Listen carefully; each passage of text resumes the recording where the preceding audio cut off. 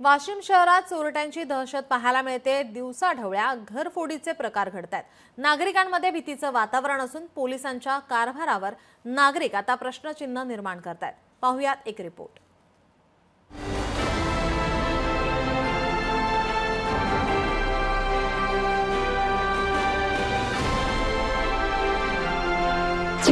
वाशिम मध्ये चोरट्यांची दहशत, भर दिवसा जबरी चोरीच्या घटना, पोलिसांचा वचक राहिला नाही।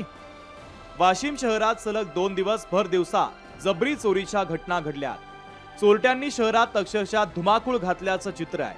आमदार किरण सरनाईक यांचे बंधू अरुण सरनाईक यांच्या घरावर चोरट्यांनी डल्ला मारून लाखो रुपयांचा ऐवज लंपास केल्याची घटना घडली आहे। या घटनेचा छडा लागत नाही तोच वाशिम शहरातील पोलीस वसाहतीच्या जवळील व्यापारी सीताराम वाशिमकर यांच्या घरी देखील भरदिवसा कुलूप तोडून चोरी करण्यात आली आहे। सुमारे 37 लाख रुपयांचा ऐवज चोरट्यांनी लंपास केला आहे। वाढत्या चोरीच्या घटनांमुळे आता वाशिम शहर वासियांमध्ये भीतीचं वातावरण निर्माण झालंय। 2 अलमाऱ्या तोडून आमच्या घरातील जे काही सोन्याचे दागिने, चांदीचे दागिने आणि कॅशमध्ये हे सर्व मिळून या चोरट्यांनी लंपास केलेलं आहे। याची सर्व मिळून अंदाजित 37 लाख रुपये किंमत आहे। त्यामुळे आमचं फार मोठं नुकसान झालेलं आहे। आमच्या घरचे बरेच सोन्याचे चांदीचे दागिने चोरीला गेले, काही ऐवजही होते, पैसेही होते। जवळपास 37 लाखाच्या ऐवज आमची चोरीला गेलेली आहे। त्यामुळे आमच्या घरी सध्या भीतीचं वातावरण निर्माण झालेलं आहे।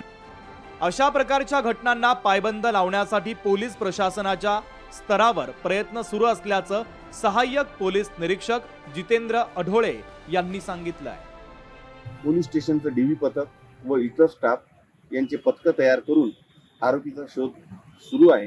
दरम्यानच्या काळात जिल्ह्यात ज्या घटना घडल्या ह्या घटना घडू नये याकरिता पोलीस स्टेशन स्तरावर दिवसा गस्त वाढवण्यात आलेली आहे। दिवसाढवळ्या होणाऱ्या अशा जबरी चोरीच्या घटनांमुळे वाशिमकर भीतीच्या सावटाखाली आहे।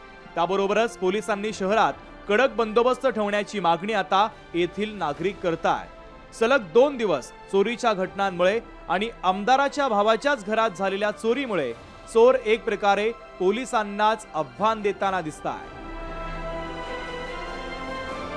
गोपाल व्यास, लोकशाही मराठी, वाशिम।